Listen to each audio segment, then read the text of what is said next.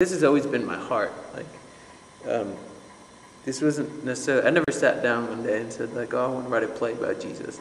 It just wasn't, never. It was actually started because I was an atheist and I wanted to disprove Jesus. And then out of that, it just became the way that I began to understand God. And it was my own unique kind of journey in that relationship. And so it's always been like that. And when we started this year, I didn't have answers. I still don't have answers to a lot of things that happened to me. But I wanted to ask those questions because I feel like I never want to put something together and present it to people that makes it look clean and just like, oh, X, Y, Z, that's the answer. Because life isn't like that.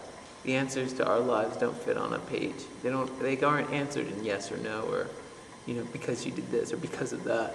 It's so complicated and complex that it's almost offensive to tell people this is why that happened. I know. No, you can't do that. You really need to grapple with those questions. So this year, that's what the first scene was about. It was about my life. It's about some of the tragedies that happened in my own life, and how do you work with that? How do you make sense of that? If you're gonna continue to trust God and believe Him, then how does that work? Because it's hard.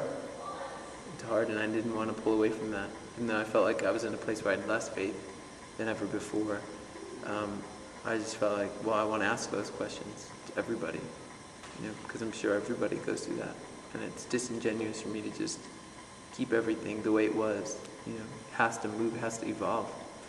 It has to reflect our hearts, because that's the only thing that makes it interesting or powerful.